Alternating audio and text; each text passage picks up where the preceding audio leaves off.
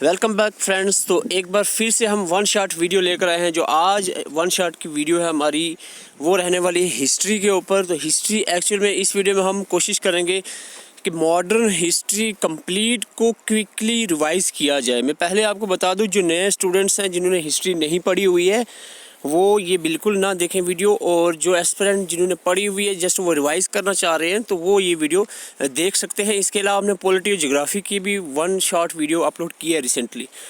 आइए स्टार्ट करते हैं। देखो, आप सबको लग रहा होगा कि मॉडर्न हिस्ट्री जो है वो 1905 के पार्टीशन ऑफ बंगाल से आगे है, लेकिन नहीं, ऐसा नहीं है। हम बात करेंगे एडवेंट ऑफ यूरोप से लेकर, यूरोपियन के जो लोग आए थे सबसे पहले, जो उनसे हम स्टार्ट करेंगे, स्पेशली पुर्तगीज़ से स्टार्ट करेंगे, फिर हम आगे बढ़ते जाएंगे। थोड़ा सा हम स्पीड में ये काम करने वाले हैं रिवीजन का।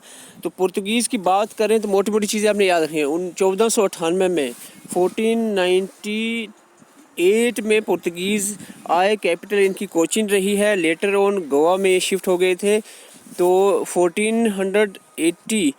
98 से लेकर 1961 तक पुर्तगीज़ रहे हैं इंडिया में। वास्को द गामा जो पहले बंदे हैं पुर्तगीज़ के जो इंडिया में आए थे, रीच कैलिकट इन 1498। इसके अलावा बात करें, at the time Calicut was ruled by Zamorin. जब वास्को द गामा इंडिया में आए थे कैलिकट में, तो उस वक्त Calicut ruled by Zamorin. He establish A factory eight Cochin 1502। 1502 में कोचीन में फैक्ट्री इन्होंने एस्टैब्लिश की। फ्रांसिस्को अल्मीदा जो थे, Francisco अल्मीदा first governor of Portuguese in India. Portuguese के पहले गवर्नर फ्रांसिस्को अल्मीदा रहे हैं। और फ्रांसिस्को अल-बकर जो हैं ये ही कैप्चर द गोवा 1510 में। गोवा को 1510 में किसने कैप्चर किया? अल्फिंसो अल-बकर ने। ये आपने याद रखना है। और जो पहले गवर्नर कौन थे? फ्रांसिस्को अल्मीदा। और इन्होंने ब्लू वाटर पॉलिसी भी लॉन्च की थी, ये भी आपने साथ में याद रखना है। और निनो द चोन्हा, ये पॉइंट आपने याद रखना। निनो जो चोन्हा ऐसे गवर्नर थे पुर्तगीज़ के जिन्होंने ट्रांसफ़र की थी capital from Cochin to Goa. 1530 की बात है ये। And also capture the Diu and Daman जो है 1569 में ये कैप्चर की थी। और पुर्तगीज़ ने कुछ चीज़ें इंट्रोड्यूस की थी, जैसे कि प्रिंटिंग प्रेस हो गया, तंबाकू, टी, कॉफ़ी, मेज़ एक्सेट्रा। डच की बात करें तो डच जो है नीदरलैंड की कंट्री से डच लोग आए थे, यानी कंट्री इनकी नीदरलैंड थी। Formation of Dutch east India company इन्होंने 1602 में बनाई थी। 21 ईयर्स की मोनोपोली थी डच के पास स्पाइस ट्रेड के लिए।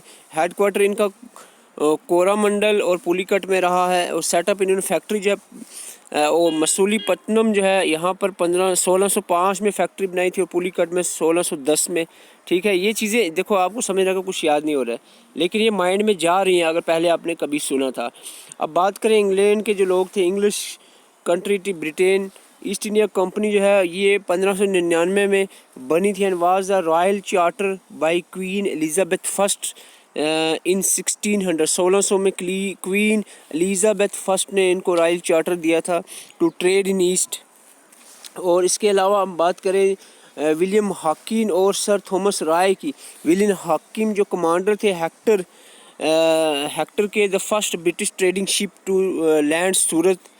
ये आपने याद है, हेक्टर जो पहली ब्रिटिश ट्रेडिंग शिप थी जो सूरत में लैंड की थी। और he stayed in Jahangir court. William Hawking Jahangir के कोर्ट में रहे 1609 से 1611 तक ये रहे हैं, but fail to get permission. Factory की परमिशन नहीं मिली इन्हें। लेकिन थॉमस राय जब आए, got the permission from Jahangir to trade in India. और East India Company, English East India Company जो है open factory at Surat in 1613।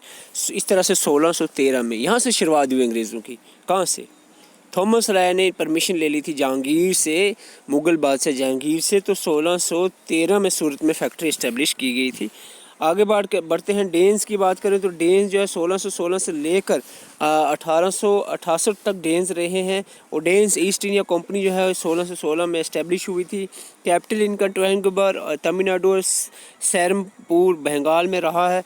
French की बात करें तो कोलबर्ट का नाम याद रखना, फ्रेंच के गवर्नर कोलबर्ट का। ठीक है, एस्टेब्लिश फैक्ट्री इन्होंने सूरत में फैक्ट्री एस्टेब्लिश की थी। कैपिटल सूरत और पुडुचेरी दो जगह पर रहा है फ्रेंच का। और फ्रेंच के बैटल्स भी हुए थे, जैसे कि ये बैटल का नाम याद रखना, बैटल ऑफ वेंडिवाश।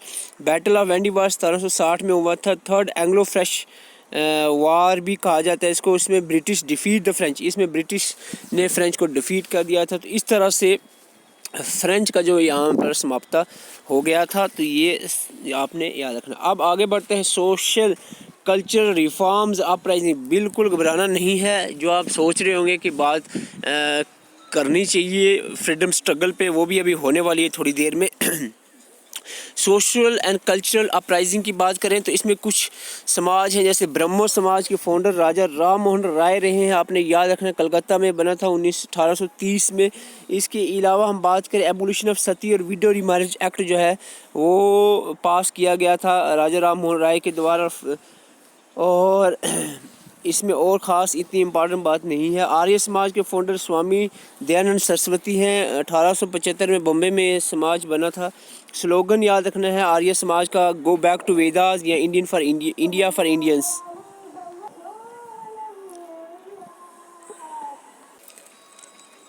आर्य समाज की बात करें तो आर्य समाज के फाउंडर स्वामी दयानंद सरस्वती रहे हैं। और स्लोगन याद रखना है go back to Vedas, go back to Vedas और इंडिया फॉर इंडियंस। ये आर्य समाज का स्लोगन था। ही अपोज, आर्य समाज के फाउंडर जो थे स्वामी दयानंद सरस्वती ने अपोज किया था अनटचेबिलिटी को, कास्ट डिस्क्रिमिनेशन को, चाइल्ड मैरिज को, बट सपोर्ट किया था विडो रीमैरिज को। ये चीज़ें आपने याद रखी। रामाकृष्ण मिशन की बात करें तो स्वामी विवेकानंदा जो इनके फाउंडर रहे हैं, रामाकृष्ण मिशन के फाउंडर रहे हैं। स्वामी विवेकानंदा का असली नाम नरेंद्रनाथ दत्ता था। Attending the parliament of religion, ये क्वेश्चन बहुत बार दिखा है, who attended the parliament of religion eight Chicago. तो ये स्वामी विवेकानंद ने अटेंड की थी। ये पॉइंट याद रखना है, ठीक है। ये 1897 में आई थिंक हुई थी ये पार्लियामेंट ऑफ रिलीजन। और इसके अलावा हम थोड़ा सा इसमें ब्रीफ कर रहे हैं। आगे बढ़ते हैं। प्रार्थना समाज जो थे, प्रार्थना समाज जो थी आत्माराम पांडुरंगा ने फाउंड किया था बम्बई में। और इसका एम था believe in one God, worship only one God. प्रार्थना समझते हो ना, प्रार्थना करना। तो बिलीव इन वन गॉड जो है वन गॉड और वर्शिप ओनली वन गॉड, ये आपने याद रखना है किसका एम था, प्रार्थना समाज का। और इसमें प्रार्थना सभा भी बनाई गई थी जो एमजी रनाडे ने बनाई थी। ये पॉइंट भी इम्पॉर्टेंट रह सकता है। अब देखो बहुत से स्टूडेंट्स भाग गए हैं क्योंकि मेन चीज़ यहाँ पर है, क्वेश्चन यहाँ से पूछा जाता है। ये जो नीचे वाली जो इम्पॉर्टेंट नहीं लग रही है आपको रिफॉर्म्स, उससे पूछा है। जैसे धर्मा सभा जो है राधाकांत देव ने फाउंड की थी। धर्मा सभा Orthodox Hindus organise Dharma Sabha under the leadership of Radhakant Deb in 1830 में। ब्रह्मो समाज भी 1830 में बनी थी। तो यहाँ पर धर्म समाज, लेकिन फ़र्क ये है कि काउंटर टू ब्रह्मो समाज, ये ब्रह्मो समाज के काउंटर में बनाई गई थी धर्म समाज सभा, धर्म सभा, ठीक है, याद रखना। राधाकांत देव ने प्रोमोटिंग द वेस्टर्न एजुकेशन, यहाँ पर वेस्टर्न एजुकेशन को प्रमोट किया जाता था even to girls and oppose the abolition of sati. Brahmo Samaj जो थी राजा राम मोहन राय ने बनाई थी, उसमें एबोलिशन ऑफ सती का कंसेप्ट था, लेकिन यहाँ पर अपोज किया गया था एवोल्यूशन ऑफ सती को। और वेदा समाज के फाउंडर श्रद्धाली नायडू रहे हैं। वेदा समाज के फाउंडर कौन रहे हैं, श्रद्धाली नायडू। और इसको ब्रह्मो समाज ऑफ साउथ, किसको ब्रह्मो समाज ऑफ साउथ कहा जाता था, वेदा समाज को। Young Bengal movement, Henry Louis Vivian, this is the question. एक आप यंग बंगाल मूवमेंट और दूसरा है थियोसोफिकल सोसाइटी, ये दो इंपॉर्टेंट है। Young Bengal movement was founded by Henry Louis Vivian. देखो मैं ज़्यादा इस पे गौर कर रहा हूँ। हेनरी ल्यूस विवान ने 1820, डेट नहीं याद रखना, नाम याद रखना। Young Bengal movement was founded by Henry Louis Vivian. और Theosophical Society was founded by madam H B. Blavatsky और इसके साथ H.S.O. क्लॉट। नाम थोड़े अजीब हैं लेकिन ये बहुत इंपॉर्टेंट है, याद रखना है आपने। न्यूयॉर्क में बनी थी, ओके। तो थियोसोफिकल सोसाइटी और young Bengal movement.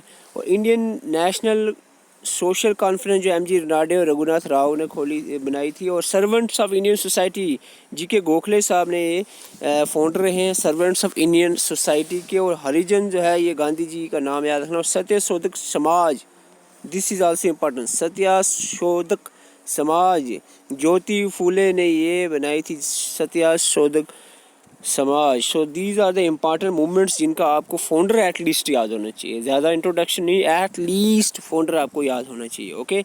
Pheasant movements Indigo revolt का आपने कुछ डेट जैसे 1859 से 60 में इंडिगो रिवॉल्ट चला है। बंगाल, कहाँ पर? बंगाल में। स्टार्टिंग बाय दिगंबर विश्वास और विष्णु विश्वास, विश्वास ब्रदर्स जो थे, दिगंबर विश्वास और विष्णु विश्वास ने स्टार्ट की थी। In this peasant were forced to grow indigo in their land unwillingly by European factory owners को फोर्सफुली जो है पीसेंट्स को इंडिगो ग्रो करने पे मजबूर किया जाता था, इसलिए इंडिगो रिवॉल्ट हुआ। तो ये चीज़ें आपने याद रखनी। Harishchandra Mukherjee editor of news, Hindu Patriot news के एडिटर हरिश्चंद्रा मुखर्जी थे। और दीन बंधु मित्रा जो थे, इसके एक प्ले था, इसके राइटर थे कौन सा प्ले? नील दर्पण। नील दर्पण प्ले आपने सुना होगा, बड़ा मशहूर है। इसके राइटर हैं दीन बंधु मित्रा। तो ये दोनों नाम है, हिंदू पैट्रियट न्यूज़पेपर के एडिटर का नाम और नील दर्पण प्ले के राइटर का नाम। तो ये दोनों आपने याद रखना है। मालवा मूवमेंट का मैं सिर्फ इतना कहूँगा कि केरला, नॉर्थ केरला रीजन से बिलोंग करती है मूवमेंट, और पबना मूवमेंट जो है ईस्ट बंगाल से बिलोंग करती है, इतना आप याद रख लो। बिजोलिया मूवमेंट जो है राजस्थान की मूवमेंट थी। बरदौली सत्याग्रह सबको पता है, सरदार वल्लभ भाई पटेल इसमें मशहूर रहे हैं। सूरत गुजरात में वो सत्याग्रह हुआ था। आगे गवर्नर जनरल्स आ जाते हैं आपके सामने। गवर्नर जनरल की बात करें तो गवर्नर जनरल बंगाल, जो फर्स्ट गवर्नर ऑफ बंगाल अगर पूछा गया, first governor of Bengal Robert Clive रहे हैं।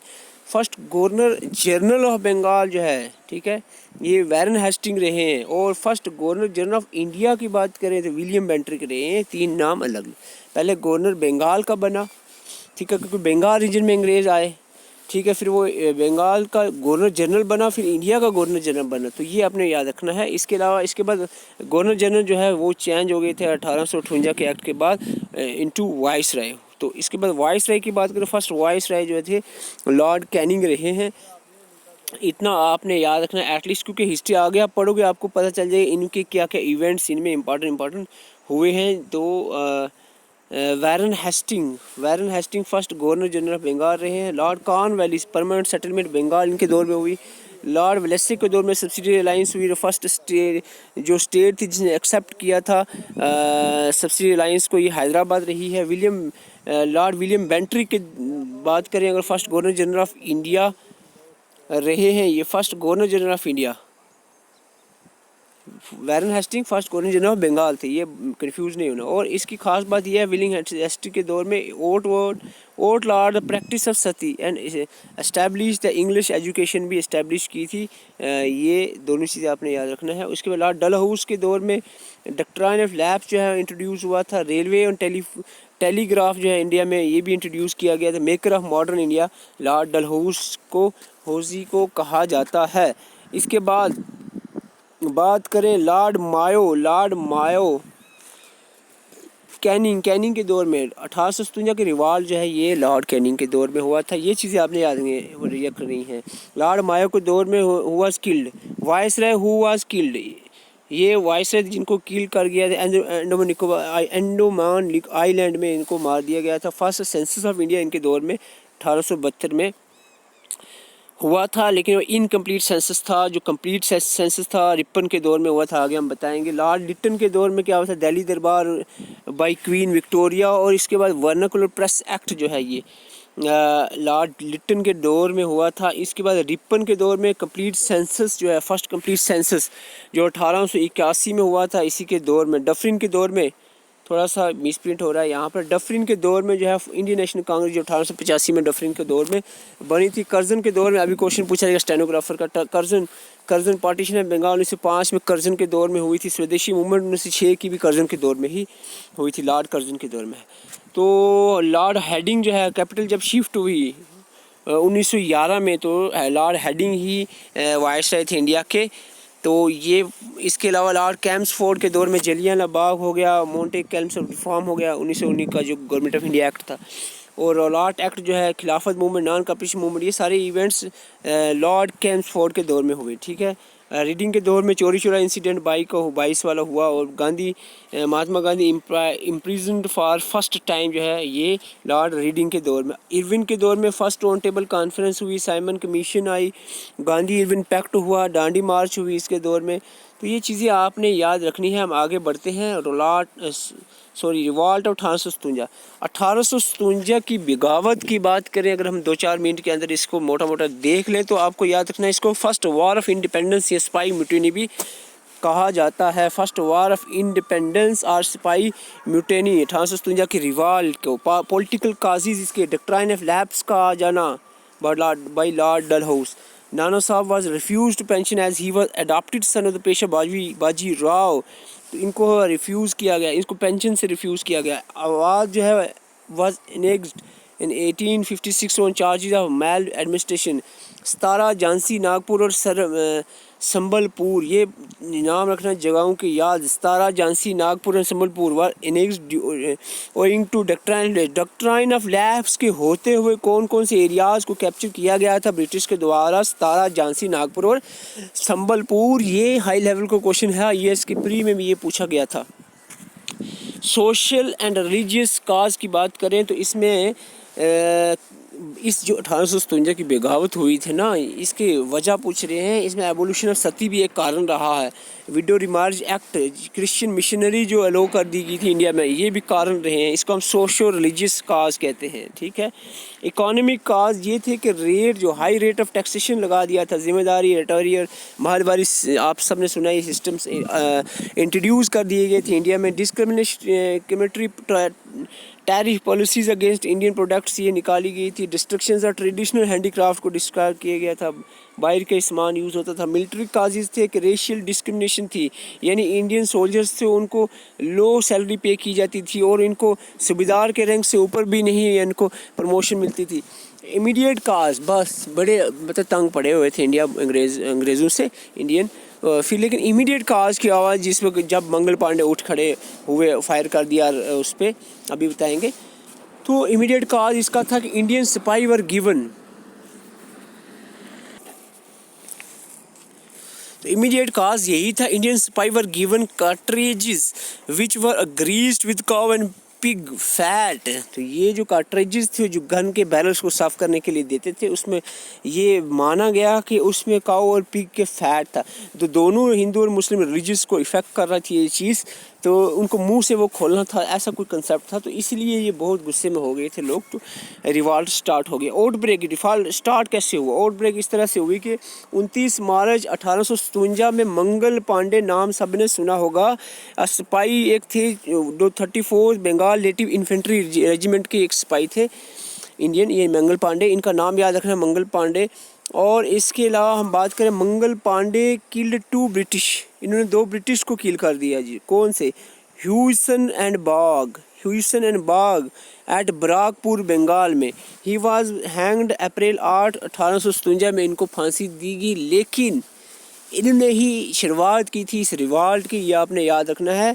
कहाँ से शुरू हुआ था ये रिवॉल्ट? मेरठ बंगाल से। तो बंगाल से आपने याद रखना है, ये बंगाल का है बराकपुर जो जगह थी, तो ये आपने याद है। लेकिन 10 मई को ये तो एक इवेंट हुआ था। इस इवेंट के बाद एक रिवॉल्ट में, बगावत में तब्दील हो गया। मेरठ से स्टार्ट हुई है। 10 मई को स्पाई म्यूटिनी, यानी रिवॉल्ट 1857 को स्पाई म्यूटिनी में कहते हैं। मेरठ से ये स्टार्ट हुई और स्प्रेड थ्रू द कंट्री। आपको पूछा जाए कहाँ से स्टार्ट हुई? मेरठ को कब से? 10 मई से। लेकिन 29 मार्च 1857 में एक्चुअली हम बात करें तो मंगल पांडे जी ने ये 2 अंग्रेज़ों को, ह्यूसन बाग को किल किया था।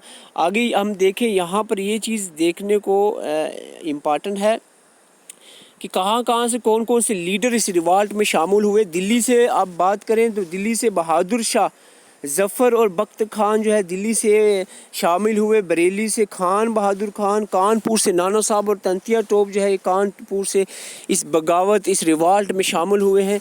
लखनऊ से बेगम हज़रत महल और झांसी से रानी लक्ष्मी और फैज़ाबाद मौलवी, और बिहार से कुंवर सिंह और अमर सिंह, अहमदाबाद से लियाकत अली। तो ये जो लीडर्स थे जो रिवॉल्ट में शामिल हुए, लेकिन इन कुछ जगहों पे रिवॉल्ट को सप्रेस भी किया गया। तो सप्रेस करने वाले, जैसे कि दिल्ली में जो रिवॉल्ट को सप्रेस किया वो निकोलसन और हुडसन जो ब्रिटिशर थे, इन्होंने इसको किया।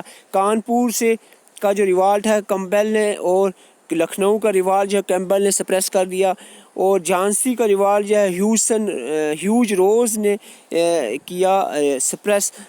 W टेलर ने बिहार का, और कर्नल नेल ने अपना अहमदाबाद का जो रिवॉल्ट था ये सप्रेस कर दिया था। ये आपने याद रखना है। फैट ऑफ द लीडर्स का क्या हुआ? लीडर्स का ये हुआ रिवॉल्ट के बाद बहादुर शाह सेकंड को अरेस्ट करके deported to Rangoon where he died, वहीं पर इनकी डेथ होगी रंगून में। इनको रंगून यानी बुर्मा में म्यांमार में की बात चल रही है। नाना साहब और बेगम हजरत महल एस्केप टू नेपाल। नाना साहब और बेगम आपको ये क्वेश्चन पूछा जा सकता है, नेपाल में कौन चले गए थे रिवॉल्ट के बाद? नाना साहब और बेगम हजरत महल। और झांसी की रानी की बात करें तो ओनली जो ये ऐसे लीडर थे रिवॉल्ट के जो बैटल फील्ड में जिनकी डेथ हुई लड़ते हुए। और तंटिया टॉप की बात करें, इनको कैप्चर करके इनको मार दिया गया था। और काजीज़ ऑफ फेलियर की वजह थी, सही नहीं चल पाया ये रिवॉल्ट। इसकी कुछ वजहत ये आपके सामने है, हो सके तो आप इसको नज़र लगा सकते हैं। इम्पैक्ट क्या हुआ रिवॉल्ट का? East India company and of the east India company. अब ईस्ट इंडिया कंपनी का रिवॉल्ट जो रूल था वो ख़त्म हो गया। अब जो है डायरेक्ट पावर कहाँ चलेगी? ब्रिटिश के अंदर, इंग्लैंड के अंदर पावर चलेगी क्वीन के पास। India was now the colony of British government, queen Victoria के अंदर। ये क्वेश्चन JKPSI में मेरे ख्याल लास्ट पूछा गया था। 1857 के दौरान कौन थी? Queen Victoria. Government of India act 1858 पास हुआ। Divide and rule policy was initiated. British government change the proportion armed forces dominated by British soldiers. तो ये उल्टा ही यहाँ पर इम्पैक्ट देखने को मिला। आगे बढ़ते हैं। इंडियन नेशनल कांग्रेस आ रहे भाई साहब, उधर ही आ रहे हैं। 1900 से आगे की हिस्ट्री पे हम आ रहे हैं। थोड़ा सा इंडियन नेशनल कांग्रेस की बात कर लें, जो A.O. ह्यूम ने 1885 में बनाई थी। लॉर्ड डफरिन के रूल दौरान ये बनाई गई थी, आप सबको मालूम होना चाहिए। और W.C. बनर्जी फर्स्ट प्रेसिडेंट रहे हैं इंडियन नेशनल कांग्रेस के। फर्स्ट सेशन जो इंडियन नेशनल कांग्रेस का गोकुलदास तेजपाल संस्कृत कॉलेज बॉम्बे में हुआ था। ठीक है, नहीं है। और first session was attended by 72 delegates. First session जो है वो अटेंड किया था 72 डेलीगेट्स से first session of Indian National Congress के। और सेकंड सेशन में 436 सेकंड को क्या ज़रूरत है याद रखने की, इसको इधर काटो। ठीक है, ओके। आगे हम बात करते हैं। ये पॉइंट याद रखना है, आप सबको मालूम होगा कि जो इंडियन नेशनल कांग्रेस है 1907 में 2 पार्ट में टूट गई थी। तो उसके 2 पार्ट थे, मॉडरेट और एक्सट्रीमिस्ट। मॉडरेट के जो लीडर रहे हैं दादा भाई Nehru ji, GK Gokhale, Badruddin तोयबी, W.C. Banerjee, Firoz Shah Mehta, MM Malviya, Madan Mohan Malviya, तेज बहादुर और रास बिहारी घोष, ये मॉडरेट लीडर थे। इंडियन नेशनल कांग्रेस के मॉडरेट लीडर थे। और एक्सट्रीमिस्ट में आपका लाल बाल पाल और अरबिंदो घोष। लाल बाल पाल क्या है? लाला लाजपत राय, बाल गंगाधर तिलक और बिपिन चंद्र पाल। लाल बाल पाल, ओके। और इनके साथ अरबिंदो घोष, ये एक्सट्रीमिस्ट लीडर थे इंडियन नेशनल कांग्रेस के। इंपॉर्टेंट सेशंस की पे थोड़ा सा हम चर्चा कर लेते हैं। 1885 में पहला बॉम्बे में सेशन हुआ। W.C. बनर्जी इसके थे अपने प्रेसिडेंट। और 1886 में कलकत्ता। अब मैं सीधा चलता हूँ इम्पॉर्टेंट। इसके बाद 1907 का आता है सूरत सेशन, जिसमें इंडियन नेशनल कांग्रेस टूटी थी 2 पार्ट में। यही वजह थी कि रास बिहारी घोष को ही बनाया गया था। हालांकि वो चाहते थे कि किसी एक्सट्रीमिस्ट लीडर को बनाया जाए प्रेसिडेंट, लेकिन रास बिहारी घोष बने थे। तो सूरत सेशन में था 1907 में इंडियन नेशनल कांग्रेस 2 पार्ट में टूटी थी। हम आगे भी बात करेंगे, इसको सूरत स्प्लिट भी कहा जाता है। 1917 की बात इसलिए कर रहा हूँ क्योंकि एनी बेसेंट जो फर्स्ट वुमेन प्रेसिडेंट बनी है, ये 1917 में बनी थी। और 1924 में, दिस इज़ वेरी इंपॉर्टेंट, क्योंकि महात्मा गांधी इंडियन नेशनल कांग्रेस के एक ही बार प्रेसिडेंट बने हैं। 1924 के बेलगांव सेशन में बने थे, ये याद रखना है। 1925 में कानपुर में सरोजिनी नायडू, जो first Indian women president, Annie Besant तो इंडियन ओरिजिन नहीं है उनका, तो फर्स्ट इंडियन वुमेन जो है प्रेसिडेंट, वो कानपुर के सेशन में सरोजिनी नायडू बनी थी 1925 में। 29 में जवाहरलाल नेहरू 1929 का लाहौर सेशन, 1929 का लाहौर सेशन, जिसमें कंप्लीट इंडिपेंडेंस, पूर्ण स्वराज पास किया गया था रेजोल्यूशन। तो ये सबको पता होगा, जवाहरलाल नेहरू जो है पहली बार प्रेसिडेंट बने थे यहाँ पर। 38 के हरिपुर सेशन में सुभाष चंद्र बोस। और 47 के दौर में मीरठ में जो सेशन हुआ था, कृपलानी जो लास्ट सेशन जो हुआ था 1847 में, जो कृपलानी इसमें मीरठ में हुआ था, कृपलानी इसमें बने थे प्रेसिडेंट, ओके। आगे बढ़ते हैं। ये आगे बात पार्टीशन ऑफ बंगाल पे क्वेश्चन मैं आपको बताता हूँ। तो बहुत सारे एस्पिरेंट एडवांस लेवल का ढूंढ रहे हैं, पढ़ो भाई, बिल्कुल एडवांस पढ़ो, जितना मर्जी पढ़ो, बट ये बेसिक तो जो मैं आपको समझा रहा हूँ वो चीज़ तो आपको कंपलसरी याद होनी चाहिए। जैसे कि पार्टीशन ऑफ बंगाल 1905 में लॉर्ड कर्जन के दौर में हुई, ठीक है। क्रिएटेड ईस्ट बंगाल और Assam out of the rest of the Bengal, old Bengal and East Bengal and Assam, ठीक है, ये बनाया गया था। यानी बंगाल से ओल्ड बंगाल एक पार्ट रहा, दूसरा पार्ट था आपका ईस्ट बंगाल एंड असम, दो पार्ट में डिवाइड किया गया बंगाल को। और इसके अलावा हम बात करें लॉर्ड कर्जन के दौर में कलकत्ता कॉरपोरेशन एक्ट 1899 भी पास हुआ, यूनिवर्सिटी एक्ट 1904 भी पास हुआ, sedation act and official secret act जो है 1904 का भी पास हुआ। ये थोड़ा सा ज़्यादा हो जाता है, अगर चाहो तो याद रख सकते हो। स्वदेशी मूवमेंट जो एंटी पार्टीशन मूवमेंट थी बंगाल की पार्टीशन के खिलाफ जो मूवमेंट 1905 ही में बनी, ये Indian National Congress took the swadeshi call first at Banaras session 1905, जिसके जीके गोखले साहब प्रेसिडेंट थे जिस सेशन में। यहाँ पर एंटी पार्टीशन यानी पार्टीशन ऑफ बंगाल के खिलाफ आवाज़ उठी थी, एक मूवमेंट बनी हुई थी। तो resolution was pass to boycott the British goods, यहाँ पर बोन फायर किया गया फॉरेन गुड्स का बाइकआउट।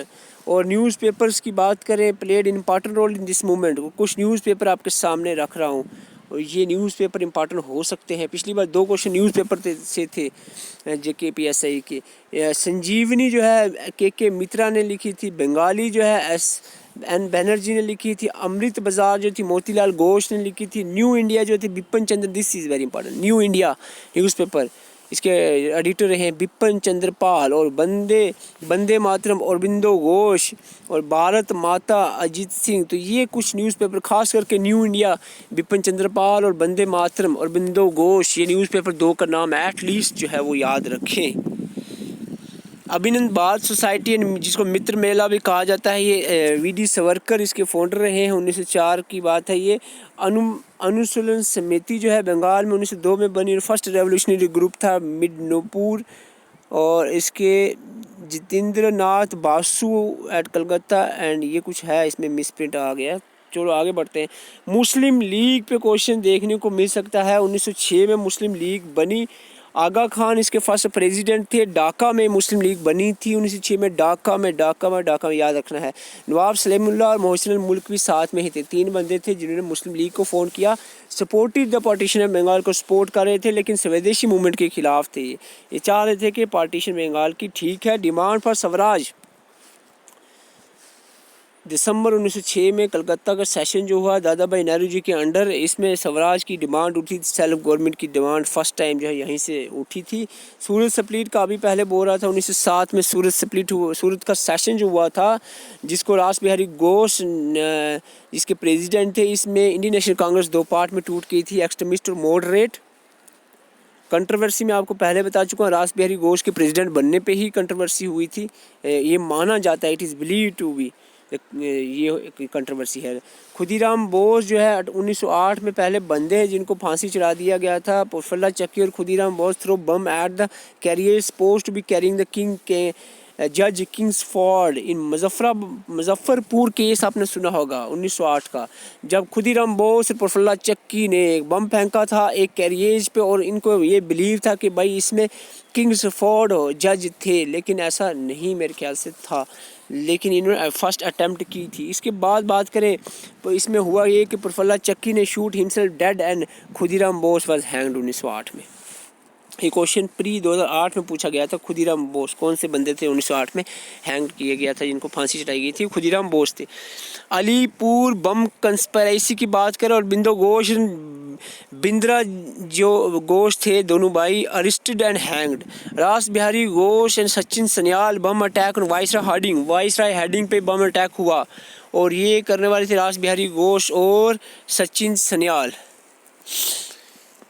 इंडियन काउंसिल एक्ट 1909 की बात करें तो इसमें खास पार्लियामेंट्री रिफॉर्म भी कहते हैं। इंडियन काउंसिल एक्ट 1909 को पार्लियामेंट्री रिफॉर्म बहुत बेसिक है, लेकिन ऐसा भी पूछा जाता है। सेपरेट इलेक्टोरेट फॉर मुस्लिम्स, इसके तहत सेपरेट इलेक्टोरेट मुस्लिम के लिए इसी में हुआ था ये बात। दिल्ली दरबार की बात करें 1911 में कैपिटल इंडिया की शिफ्ट हुई कलकत्ता से दिल्ली में पार्टीशन ऑफ बंगाल कैंसिल कर दी गई 1911 में। नेशनल एंथम जन गण मन जो है ये रविंद्र टैगोर ने जो लिखा 1911 में। एक्चुअली इन्होंने पहले 1900 बांग्लादेश का भी एंथम इन्होंने ही लिखा है, ये भी याद रखना है। गदर पार्टी 1913 में बनाई गई, फाउंडर इनके लाला हरदयाल रहे हैं, लेकिन इनके साथ साथ लाला हरदयाल के साथ साथ तारक नाथ दास, सोहन सिंह और बरकतुल्ला कतार सिंह, रास बिहारी घोष भी इनके साथ रहे। हेडक्वार्टर सैन फ्रांसिस्को यूएसए में रहा है किसका, गदर पार्टी का। Party announce the weekly newspaper, the Ghadar announce एक वीकली न्यूज़पेपर किया था। इस गदर न्यूज़पेपर का कैप्शन है वो अंग्रेज़ी राज का दुश्मन, ये कैप्शन था गदर न्यूज़पेपर का।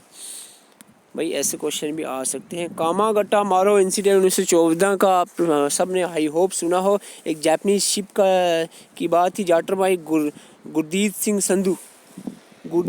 Sandhu to bring the Indian immigrants to Canada 376 passengers को ये यहाँ पर लाया जा रहा था कनाडा की तरफ। तो ये आपने याद रखना, जापानीज शिप थी। तो ये कुछ इतना मोटा मोटा याद रखना। और इसके बाद बजबज भी कहा जाता है, the ship docked at Budge Budge, इसलिए इसको कहा जाता है बजबज राइट भी कहा जाता है इसको, इस कामागट्टा मारो इंसिडेंट को। तो इसके बाद हम बात करें महात्मा गांधी जी की एंट्री हुई थी, थोड़ी सी इंट्रोडक्शन यहाँ पर आप वीडियो पॉज करके देख सकते हैं। बर्थ कहाँ पर हुआ, क्या हुआ, ये सारी चीज़ें। और autobiography my experiment with truth, ये चीज़ें आप सबको मालूम है, आई डोंट थिंक कि रिपीट करने की ज़रूरत है। बट होम रूल मूवमेंट की बात ज़रूर करेंगे। होम रूल मूवमेंट जो है, होम रूल मूवमेंट वर्स 2 होम रूल मूवमेंट एक्चुअल में थी 1916, डेट याद रखना है। 1960 में होम रूल मूवमेंट पास हुई थी। इंडियन होम रूल लीग जो थी बीजे तिलक ने पास की थी। और जो होम रूल लीग दूसरी थी एनी बेसेंट वाली, तो वो जो थी 2 होम रूल लीग थी, ठीक है। ये एनी बेसेंट ये थी कहाँ की जनाब, आयरिश की होम रूल। तो कुल मिलाकर क्वेश्चन इस तरह नहीं बनता है। बीजे बाल गंगाधर तिलक और एनी बेसेंट दोनों याद रखना है, होम रूल लीग के फाउंडर्स। सेल्फ गवर्नमेंट इनका मोटो था, self government for Indians in British Empire. Self government चाहिए थे इनको, ब्रिटिश एम्पायर के अंदर ही कंप्लीट इंडिपेंडेंस नहीं मांग रहे थे। बीजे तिलक, यहाँ से 2 क्वेश्चन JKPSC में देखे गए थे। एक था आपका केसरी और मराठा न्यूज़पेपर किसने लिखा था, ये तिलक। और आपका न्यू इंडिया और कॉमनवेल्थ न्यूज़पेपर किसका था, एनी बेसेंट का। ये 2 क्वेश्चंस यहाँ पर पिछली बार देखने को मिले थे। Become the organ of home rule league, ये बहुत इंपॉर्टेंट न्यूज़पेपर रहे हैं होम रूल लीग के लिए। 1921 में होम रूल लीग जो है वो चेंज इट्स नेम इनटू स्वराज्य सभा। तो ये होम रूल लीग के न्यूज़पेपर्स केसरी और मराठा तिलक के, और न्यू इंडिया और कॉमनवेल्थ जो एनी बेसेंट के न्यूज़पेपर्स आपने याद रखने हैं। लखनऊ पैक्ट, अभी रिसेंटली स्टेनोग्राफर में पूना पैक्ट का पूछा गया था, लखनऊ पैक्ट भी आपको पूछा जा सकता है। 1916 में लखनऊ पैक्ट हुआ, जिसमें एक्सट्रीमिस्ट और मॉडरेट जो है 2 पार्ट थे इंडियन नेशनल कांग्रेस के, वो वापस से रीयूनाइट हुए। और मुस्लिम लीग और इंडियन नेशनल कांग्रेस में भी आपस में भाईचारा यहाँ पर देखने को मिला 1916 के लखनऊ पैक्ट में। चैम्पियन अब जब भाई साहब गांधी जी आ गए हैं और सत्याग्रह स्टार्ट हो गए। सत्याग्रह में चैम्पियन सबसे पहला सत्याग्रह हुआ था, और ये सिविल डिसोबीडियंस का ही एक पार्ट था। इसमें ये समझना कुछ इस तरह से है कि ये अब मैं आई डोंट थिंक कि इसमें ज़्यादा जाऊंगा। 3 काठिया सिस्टम आपने याद रखना है। इसमें 3/20 ऑफ देयर होल्डिंग जो है ये यूरोपियन प्लांटर का कहना था, अपनी कल्टीवेशन इंडिगो कल्टीवेशन में से दे। तो ये इस पे ही रिवार्ड हुआ था चैम्पियन जो सत्याग्रह। इसके बाद हम बात करें आगे, इसके बाद अहमदाबाद मिल स्ट्राइक जो हुआ था। इसमें मिल स्ट्राइक का कंसेप्ट ये था कि dispute was between mill owner और वर्कर्स के बीच में। आवर प्लैग बोनस, प्लैग जो यानी इस दौर में प्लैग एक बीमारी फैल गई थी ना पीछे ही, उसका बोनस जो चाह रहे थे वर्कर्स, तो इस मिल ओनर्स और वर्कर्स के बीच में हुआ था। तो इसलिए इसमें फर्स्ट टाइम गांधी जी ने जो हंगर स्ट्राइक की थी, फर्स्ट हंगर स्ट्राइक वो गांधी जी की इसी दौरान अहमदाबाद मिल स्ट्राइक के दौरान हुई थी। बाद में 35% बोनस की बात चली थी। खेड़ा सत्याग्रह जो है ये हम बात करें 1918 में हुआ। ये failure of crop, peasants were in extreme distress due to the failure of crops. तो ये इग्नोर देयर अपील, इनकी सुनी नहीं जा रही थी, तो इसलिए खेड़ा सत्याग्रह भी हुआ था। तो इसमें आई डोंट थिंक कि इस पे चर्चा करने की ज़रूरत है। अगस्त डिक्लेरेशन अगस्त ऑफर नहीं है, दिस इज़ अगस्त डिक्लेरेशन, ठीक है। इसको अगस्त डिक्लेरेशन 1917 में हुई थी after the Lucknow pact. British policy was announced which aimed at increase the association of Indians in every branch of administration. यहाँ पर बताया गया था कि इंडियन की एसोसिएशंस को इंक्रीज़ किया जाएगा, इंडियंस बंधुओं को एडमिनिस्ट्रेशन में लाया जाएगा। तो ये कंसेप्ट था। रौलाट एक्ट पास किया गया, बहुत ही यानी यहाँ पर देखो रौलाट एक्ट 1919 में पास हुआ, जिसमें ऑफिशियली इसको एनकार्कियल एंड रेवोल्यूशनरी क्राइम एक्ट भी कहा जाता है। रौलाट एक्ट, रौलाट कमीशन हेडेड बाय जज सिडने रौलाट, इसलिए इसको रौलाट एक्ट कहते हैं। एक कमीशन बनी थी रौलाट कमीशन हेडेड बाय जज सिडने रौलाट। एक्चुअल में इसको officially anarchical and revolutionary crime act कहा जाता है, ठीक है। It is called as black act by Gandhi. आपको पूछा है किस एक्ट को गांधी जी ने ब्लैक एक्ट कहा था? रौलाट एक्ट को, क्योंकि इसमें ब्रिटिश को जो थे बंदे, उनको अनब्रिडल यानी बेलगाम पावर दी गई थी कि किसी भी बंदे को उठाओ और बिना बेल के अंदर डाल दो।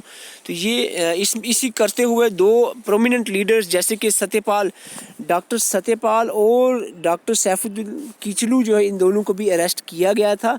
This bill was known as no dalil no vakil no appeal. इस बिल को कहा जाता था इंडियन के द्वारा no dalil no vakil no appeal. तो ये कुछ चीज़ें आपने रौलाट एक्ट के बारे में याद रखनी है, क्योंकि यही तो हम मान सकते हैं एक शुरुआत थी जलियांवाला बाग मिसाल की। तो ये जलियांवाला बाग की बात करें, 13 अप्रैल 1919 बैसाखी का दिन था। अमृतसर में एक जगह है जलियांवाला, तो यहाँ पर लोग इकट्ठे हुए थे बैसाखी बनाने के लिए। और माना जाता है कि यहाँ पर डॉक्टर सत्यपाल और डॉक्टर किचलू के अरेस्ट के ऊपर भी आवाज़ उठाई गई। और यहाँ पर जो थी General Dyer open fire on crowd and 379 people were killed, ये माना जाता है। लेकिन हज़ारों से की तादाद में लोगों को यहाँ पर मारा गया था बेरहमी से। जनरल डायर के आर्डर पे हंटर कमीशन हालांकि बनाई गई थी कि इंक्वायरी की जाए इस मैटर की। और सरदार उधम सिंह ने किल्ड किया था मिचेल और डायर के, ये अलग बंदे थे कॉक्टर्स हॉल लंदन में। जो जनरल डायर थे जिन्होंने फायर का ऑप्शन दिया 1926 में अप्रॉक्सीमेटली, इनकी खुद डेथ हो गई थी। तो आगे हम बात करें, जनरल डायर किल हिमसेल्फ डाइड हिमसेल्फ 1927 में। रविंद्रनाथ टैगोर, इस दौरान आपको बता दूं दो चीज़ें यहाँ पर मैं बताना समझूंगा ज़रूरी, वो है आपके रविंद्रनाथ टैगोर ने अनाउंस किया कि अपना नाइटहुड टाइटल, सर का जो टाइटल था, सर रविंद्रनाथ टैगोर का सर टाइटल इन्होंने जो अनाउंस कर दिया था, छोड़ दिया था। और गांधी जी ने अपना जो केसरी हिंद टाइटल था ये इन्होंने छोड़ दिया था, जो इनको बोर वार के दौरान मिला था। आगे बढ़ते हैं, खिलाफत मूवमेंट जो है क्यों बनी, किसने बनाई? खिलाफत मूवमेंट जो है was started and founded by Ali brothers. और अली ब्रदर कौन से थे? मोहम्मद अली और शौकत अली। ये कब बनी खिलाफत मूवमेंट? 1920 में। क्यों बनी? क्योंकि Muslim were agitated by treatment done with the Turkey by British in treaty of Sevres. First world war के बाद ब्रिटिश और तुर्की के बीच में ट्रीटी ऑफ सेवरस हुई, जिसमें जो तुर्की के खलीफा थे उनके साथ कुछ अच्छा बर्ताव नहीं किया गया। मुस्लिम लोग जो थे तुर्की के खलीफा को अपना हेड मानते थे, इसलिए मुस्लिम लोग जो थे ब्रिटिश के ख़िलाफ़ होकर उन्होंने खिलाफत मूवमेंट बनाई। तो ये चीज़ें कुछ याद रखनी है। Mohammad Ali started the weekly English newspaper Comrade and Urdu daily Hamdard. ये दो न्यूज़पेपर मोहम्मद अली ने खिलाफत मूवमेंट के दौरान लॉन्च किए थे। कमरोड एंड एक जो न्यूज़पेपर इंग्लिश था और दूसरा उर्दू का हमदर्द। बात आती है नॉन कॉपरेशन मूवमेंट की। 1920 में फर्स्ट मास बेस्ड पॉलिटिकल चैंपेन हुआ, अहमदाबाद मिल स्ट्राइक हुई, खेड़ा सत्याग्रह हुआ, खिलाफत मूवमेंट बनी। लेकिन first mass based Gandhi ji के लीडरशिप में जो मूवमेंट थी वो थी आपकी नॉन कॉपरेशन मूवमेंट, जो 1920 में हुई। First mass based political movement under Gandhi ji. Movement was formally launched on August 1 August 2020, but this was also a day when early morning the news of death of the Bal Gangadhar Tilak. Same day में बाल गंगाधर तिलक की death की news आ गई। ये बड़ी दुख भरी खबर थी। First anniversary of Bal Gangadhar तिलक 1921 में तिलक स्वराज फंड भी यहाँ पर बनाया गया। ये फ़ंड आपने याद रखना, Tilak Swaraj fund, first anniversary of Bal Gangadhar तिलक पे अनाउंस किया गया था। इस बार में कलेक्टिंग आरएस 1 करोड़ रुपये कलेक्ट करने का यहाँ पर था, ताकि आज़ादी ले सके हम पैसे के थ्रू भी, यानी लोगों के काम आ सके। The movement envisaged surrender of titles and honorary offices को, क्या क्या चीज़ें इस मूवमेंट के दौरान हुई।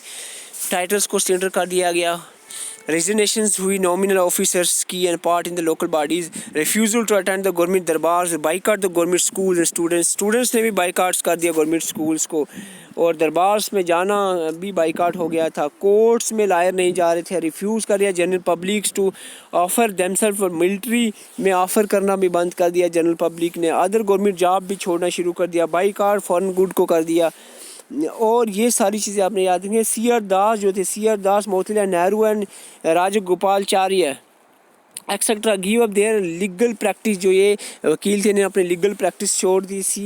Subhash Chandra Bose resign from civil service से भी इन्होंने रिज़ाइन कर दिया सुभाष चंद्र बोस ने। वॉलंटरी कॉर्प्स, ये पॉइंट याद रखना, voluntary Corp was formed, unofficial police force बनाई गई वॉलंटियर कॉर्प्स 1921 में, याद रखना है। गवर्नमेंट डिक्लेयर्ड इट इलीगल, लेकिन इन्होंने बनाई थी इंडियंस ने। वॉलंटियर कॉर्प 1921 में बनी। और Someshwar Prasad Chaudhary led peasant in the anti indigo cultivation, इसको छोड़ो जी। तो ये कुछ चीज़ें आपने याद रखना है। हाँ, एक बात और है, चोरी चोरा इंसिडेंट की वजह से, आगे जो अभी बात करने वाला हूँ, इसकी वजह से नॉन कॉपरेशन को सप्रेस करना पड़ा, ख़त्म करना पड़ा। चोरी चोरा इंसिडेंट 1922 में हुआ। कब हुआ? 5 फरवरी 1922 में। इसमें यह था कि मोब ऑफ पीपल, कुछ लोग इकट्ठे होकर चोरी चोरा, गोरखपुर यूपी में एक जगह है, यहाँ पर क्लैश, पुलिस के साथ इनका क्लैश हो गया और 22 पुलिसमैन को इन्होंने जला दिया 5 फरवरी 1922 को। इसके करते जो है गांधी जी ने सस्पेंड कर दिया, सस्पेंशन ऑफ नॉन कॉपरेशन कर दी, यानी इसको ख़त्म कर दिया कि ये भाई हिंसा हो रही है, तो ऐसा नहीं होना चाहिए था। स्वराज पार्टी, देखो अब कुछ इसमें कंट्रोवर्सी होगी भाई। इंडियन नेशनल कांग्रेस में देखो, एक पार्टी अलग हो गई, एक पार्टी है। कुछ कह रहे थे कि भाई ये तो नहीं अच्छा हुआ, अच्छा भला इतना बड़ा मूवमेंट चल रही है, क्यों इसको सप्रेस किया, तो इसके करते हुए स्वराज पार्टी बनी, कुछ लोग अलग हो गए। Suspension of non cooperation movement led to split within the Congress in the Gaya session 1922 में। प्रेसिडेंट जिसके सी.आर. दास थे, उस सेशन में आप देखते हो क्या होता है कि इंडियन नेशनल कांग्रेस फिर से 2 पार्ट में बंट जाती है। यहाँ पर एक्सट्रीमिस्ट मॉडरेट नहीं थे, यहाँ पर आपने याद रखना है नो चेंजर्स जिनको स्वराजिस्ट कहते हैं, और प्रो चेंजर्स जिनको स्वराजिस्ट कहते हैं, और दूसरे थे no changers. Pro changers Swarajist कह रहे थे एंड बाईकाट, ये बाईकाट को ख़त्म करो और इंटर हो जाओ लेजिस्लेटिव काउंसिल में और एक्सपोज देम, यानी घुस के उनको बर्बाद करो है। लेकिन नो चेंजर्स कह रहे थे want to continue the boycott and oppose the council में एंट्री नहीं करेंगे। स्वराजिस्ट जो थे सी.आर. दास, मोतीलाल नेहरू, N.C. केलकर, अमजद खान, और जो नो चेंजर में बड़े लीडर थे राजेंद्र प्रसाद, गोपालाचार्य, वल्लभ भाई पाटिल, M.A. अंसारी। तो ये आपने याद रखना है, स्वराजिस्ट और नो चेंजर्स के लीडर सी.आर. दास और मोतीलाल नेहरू ने मिल resign the Congress and announce the formation of Congress Khilafat Swaraj party. बाद में इसका स्वराजिस्ट पार्टी या स्वराज्य पार्टी का नाम दिया गया 1923 में। सी.आर. दास जो इसके पहले प्रेसिडेंट बने हैं, सी.आर. दास किसके? स्वराजिस्ट पार्टी या स्वराज्य पार्टी। पहले इसका नाम कांग्रेस खिलाफत स्वराज्य पार्टी रखा गया था। 1923 में स्वराज्य party has one 42 out of the 104 seats, 104 में से 42 सीट इन्होंने जीती कॉन्स्टिट्यूएंट लेजिस्लेटिव असेंबलीज़ के अंदर। और Swarajist got a majority in the central province, emerge biggest party in Bengal and attain the success in Bombay united province and Assam में भी इन्होंने सक्सेस हासिल की। वेकम सत्याग्रह जो थी, ये केरला की एक सत्याग्रह, बीच में नाम आ गया इसका, temple entry of depress classes का टेम्पल एंट्री पे एक सत्याग्रह हुई थी, वेकम सत्याग्रह, केरला के रीजन में। भगत सिंह एंड राजगुरु जो थी, भगत सिंह और राजगुरु शूट डेड जॉन सुंदर। आपने लाहौर का ये लाहौर कंस्पायरेसी केस सुना होगा, जहाँ पे भगत सिंह जी और राजगुरु ने जॉन सुंदर जो एसपी थे लाहौर के, इनको मार दिया था। ये याद रखना है। भगत सिंह एंड बख्तेश्वर दत्त जो थे, इन्होंने सेंट्रल लेजिस्लेटिव असेंबली पे बम फेंक दिया दिल्ली में। Against public safety bill pay यहाँ पर बात चल रही थी, ट्रेड एंड डिस्प्यूट एक्ट 1900 दोनों के खिलाफ इन्होंने ये कदम उठाया। Bhagat Singh shooting the slogan इनकलाब जिंदाबाद का नारा भगत सिंह ने लगाया था, हालांकि ये नारा हजरत मोहानी ने लिखा था। भगत सिंह, राजगुरु और सुखदेव को 23 मार्च 1931 में फांसी चढ़ा दिया गया था लाहौर जेल में, लाहौर के कंस्पिरेसी केस के तहत। तो ये चीज़ें कुछ जो हैं आपने याद रखनी है। यहाँ पे मैं थोड़ी देर रुकूंगा, आप इसको वीडियो पास करके रीड आउट कर सकते हैं। कुछ रेवोल्यूशनरी ऑर्गेनाइजेशन जो आउटसाइड द इंडिया बनी है।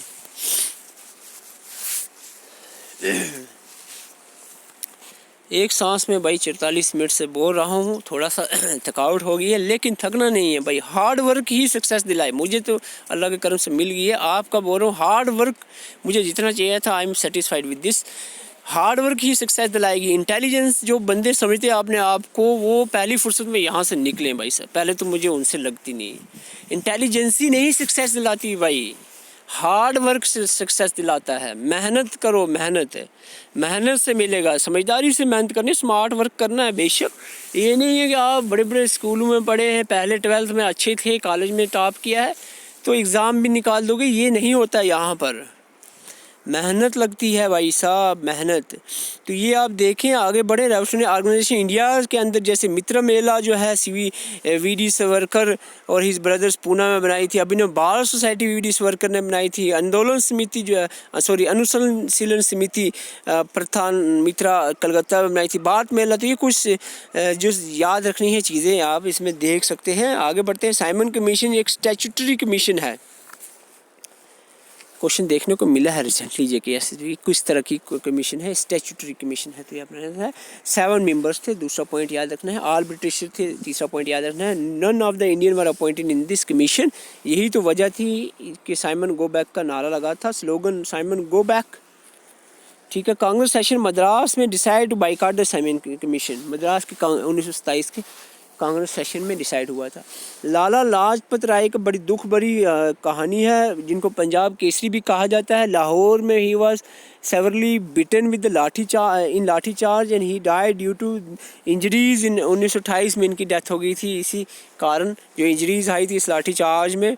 और नेहरू रिपोर्ट इसके बाद आप देखने को मिलती है। Nehru report all parties conference बिठाएगी यहाँ पे, इसको नेहरू रिपोर्ट भी कहते हैं। मोतीलाल नेहरू चेयरमैन थे, क्योंकि यहाँ पर इसके रिलेटेड आपको मैंने डिटेल से पहले बताया है। Lord Birkenhead threw a challenge to Congress man to prepare a draft. भाई इंडियंस को चैलेंज करे कि भाई आप कॉन्स्टिट्यूशन का ड्राफ्ट तो बना के बताओ। फिर इन्होंने ड्राफ्ट बनाया है, क्या क्या की पॉइंट्स थे इसमें अंदर, ये आप सब चीज़ें देख सकते हैं। First major attempt to draft constitution framework, तो ये यहीं पर नेहरू रिपोर्ट 1928 में देखने को मिला। की पॉइंट्स थे कि डोमिनियन स्टेटस दिया जाए, जॉइंट इलेक्टोरेट होने चाहिए, लिंग्विस्टिक प्रोविंसेस बनाया जाए, 19 फंडामेंटल राइट्स का यहाँ पर जिक्र किया गया। इंडिया विल बी फेडरेशन होनी चाहिए and which shall be have bicameral legislation. ये चीज़ें जो है स्टार्ट में मेंशन थी। ये चीज़ आपने नेहरू रिपोर्ट की बात कर रहा हूँ, जो एक ड्राफ्ट, एक कॉन्स्टिट्यूशन ड्राफ्ट की एक अटेम्प्ट की गई थी फर्स्ट टाइम बनाने की।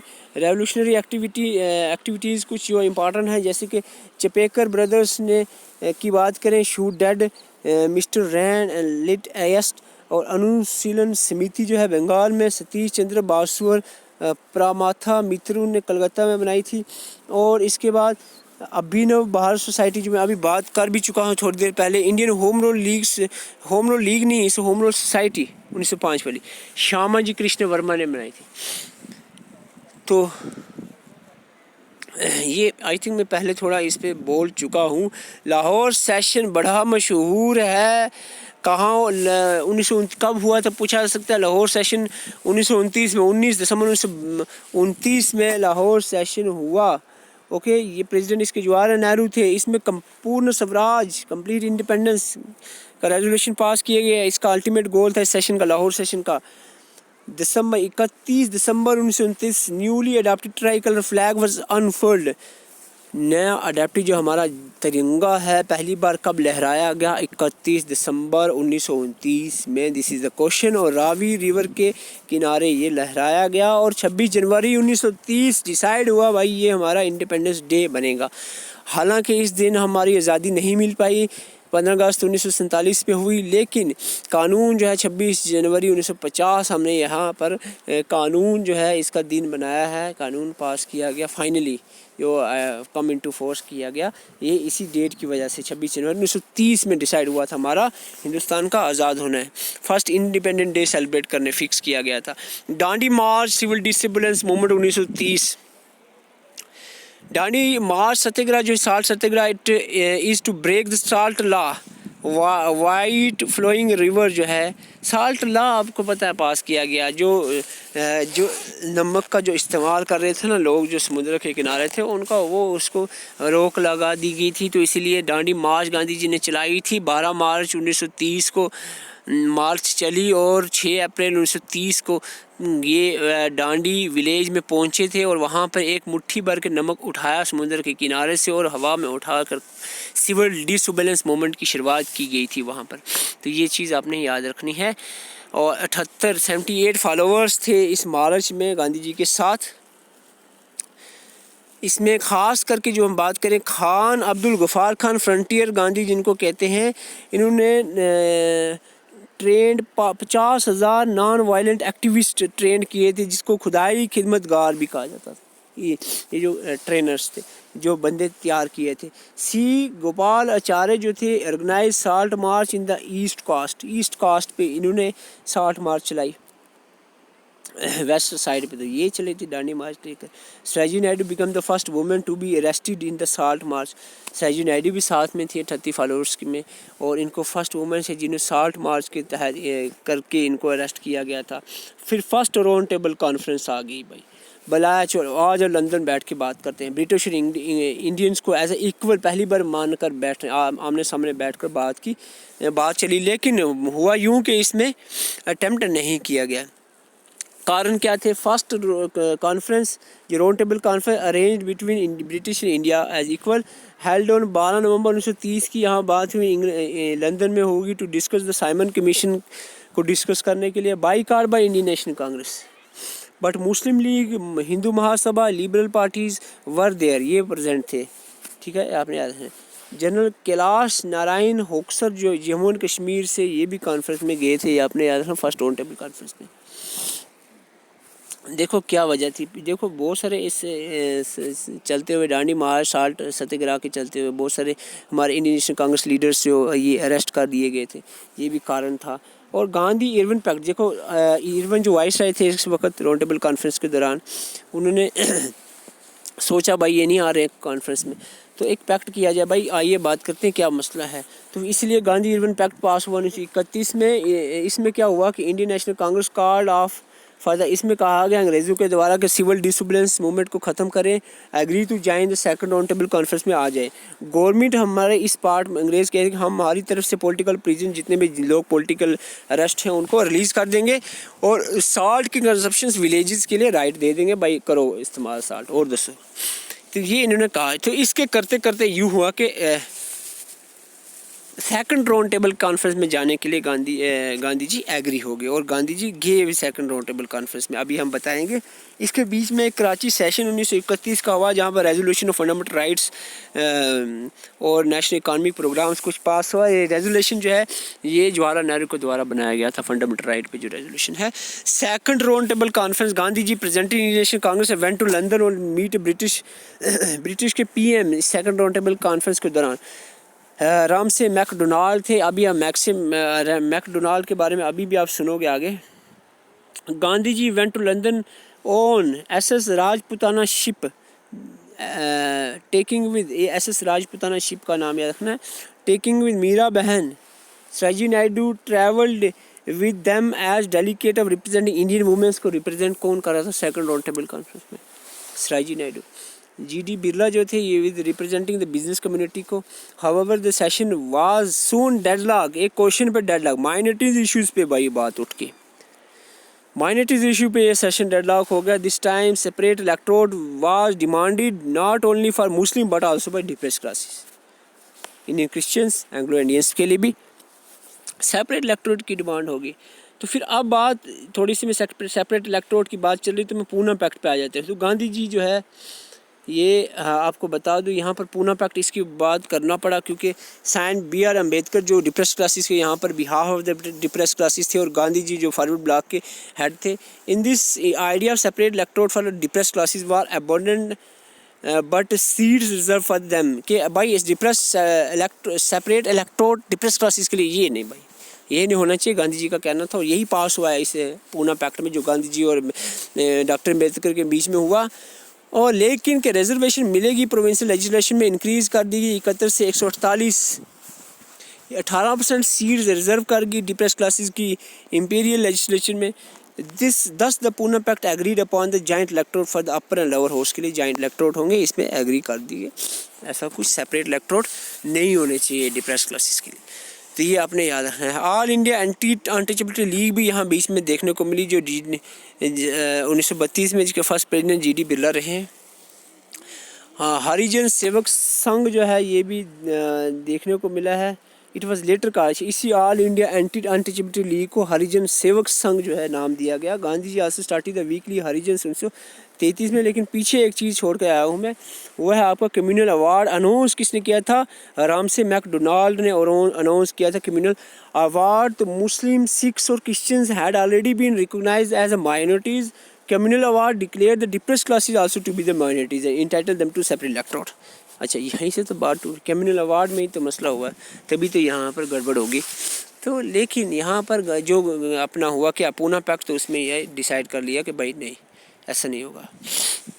तो इस करते क्या हुआ कि गांधी हुआ in Yerwada jail Poona and started the fast unto death. इन्होंने स्टार्ट कर लिया इस फास्ट को तोड़ने के लिए। फिर पूना पैक्ट हुआ था B.R. अम्बेडकर और गांधी जी के बीच में।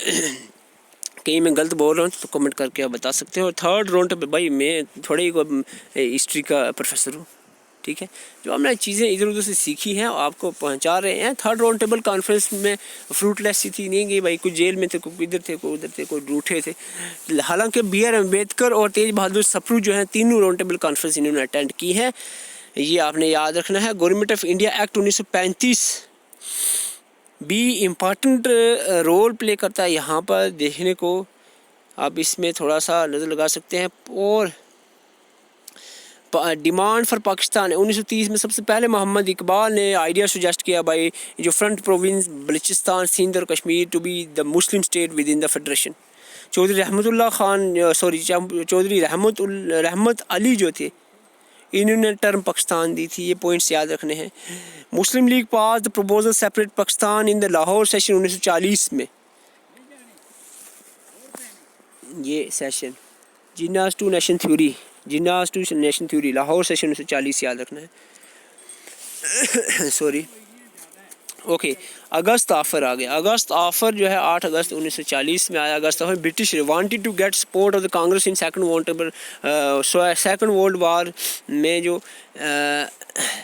सपोर्ट चाहिए थी इंडियन नेशनल कांग्रेस का session Ramgarh Bihar under the Abul Kalam Azad एक सेशन हुआ रामगढ़ बिहार में इंडियन नेशनल कांग्रेस का। Pass resolution to support in world war second, कि ब्रिटिश को सपोर्ट करेंगे, ठीक है। If the provisional national government is set up at centre, lord Linlithgow proposed offer which is called August offer. तो ये अगस्त offer जो किसने दिया था? लिंथिंगो ने, कि भाई आपको प्रोविजनल नेशनल गवर्नमेंट सेटअप की जाएगी सेंटर पे, आप हमारी सपोर्ट करें। Cripps mission, British government sent sir Stafford Cripps to settle term with Indian leaders. Main proposal Cripps mission के थे। 1942 में क्रिप मिशन आया था कि डोमिनियन स्टेटस दिया जाएगा after the war, free and to participate UN और जो इंटरनेशनल बॉडीज़ थी। After the end of the war constituent assembly would be convene to frame constitution.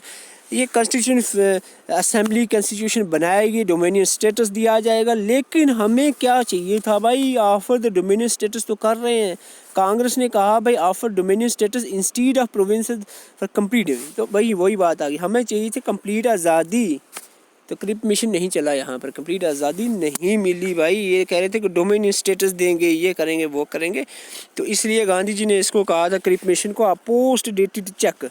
और नेहरू जी ने इसमें कुछ और ऐड किया और कहा कि own a crashing bank, post dated cheque on a crashing bank, इसको क्रिप मिशन को कहा गया था 1942 वाले। फिर आ जाती है बात क्विट इंडिया मूवमेंट का, वर्धा प्रपोजल, अगस्त क्रांति भी कहते हैं, लीडरलेस रिवॉल्ट भी इसको कहा गया है। 3 नाम आपको सामने हैं क्विट इंडिया मूवमेंट के। और डू एंड डाई का नारा जो गांधी जी ने लगाया है क्विट इंडिया मूवमेंट के दौरान ही लगाया गया था। मुंबई ग्वालियर टंक मैदान आल्सो कॉल्ड अगस्त क्रांति मैदान is a place where Quit India movement was launched by M.K. Gandhi. 8 अगस्त 1942 में movement quit India movement launch की गई थी। तो ये Gandhi ji kept at Aga Khan palace में इनको रखा गया। पूना के अंडरग्राउंड रेवोल्यूशनरी एक्टिविटीज़ भी चली हैं इस दौरान, जिसमें आपको बता दूं एक अंडरग्राउंड कांग्रेस रेडियो भी चला था जो उषा मेहता ने चलाया था। Quit India movement was not supported by Muslim League and communist, ये पॉइंट भी याद रखना है। जीपी नारायण और Aruna Asaf Ali grand old lady of national movement, इनको कहा जाता है अरुणा आसिफ अली को। Hoisted the Congress flag at Gwalior maidan, ये अगस्त क्रांति जो मैदान था। CR formula. तो आई थिंक इसमें आगे मेरी कैपेसिटी हो गई ख़त्म। थोड़ा सा आप रेस्ट करें और इसको थोड़ा रीड आउट ज़रूर। ओके। शिमला जनरल इलेक्शंस कुछ हुए, नेवी म्यूटिनी हुई, कैबिनेट मिशन प्लान आया। कैबिनेट मिशन प्लान के 3 मेंबर थे, पैट्रिक लॉरेंस जो हेड थे, स्टैफर्ड क्रिप्स और एवी एग्जेलेंडर 3 मेंबर थे क्रिप मिशन के। क्रिप मिशन के तहत ही कॉन्स्टिट्यूएंट असेंबली बनाएगी। कुछ चीज़ें इस तरह से याद रखें। इंटरिम गवर्नमेंट बनी, जवाहरलाल नेहरू को अपना वाइस प्रेसिडेंट बनाएगा। प्रेसिडेंट इसके डॉक्टर राजेंद्र प्रसाद ही को बनाया होगा। वाइस राय रिमेन एज इस प्रेसिडेंट। इंटरिम गवर्नमेंट में वाइस राय ही प्रेसिडेंट रहे हैं। डायरेक्ट एक्शन डे, जो ग्रेट कलकत्ता किलिंग हुई थी, ब्लैक डे जिसको हम कहते हैं, इसको डायरेक्ट एक्शन डे भी कहा जाता है। माउंटबेटन प्लान आया और पार्टीशन इंडिपेंडेंस हो गई थी। और ब्रिटिश PM जो पार्टीशन के टाइम एटली थे, ये चीज़ें कुछ याद रखनी है। तो so this is all about. तो इसके जो पहले 2 पार्ट जियोग्राफी और पॉलिटी का हमने रिलीज़ किया है, जो 1 शॉट वीडियो आप ज़रूर देख सकते हो। करंट फेयर की भी कुछ हमने इंपॉर्टेंट करंट फेयर्स डाले प्लेलिस्ट में, या फिर चैनल पे विजिट ज़रूर करें। और चैनल पे नए सब्सक्राइब करें, वीडियो को लाइक कर सकते हैं। नोट्स चाहिए तो व्हाट्सएप नंबर कमेंट बॉक्स में दिया हुआ है, उस पर आप मैसेज करके नोट्स ले सकते हैं। और कोशिश करूँगा मैं कि एंशिएंट और मेडिवल हिस्ट्री पे भी एक इस तरह से सेशन बनाया जाए। Thank you for watching.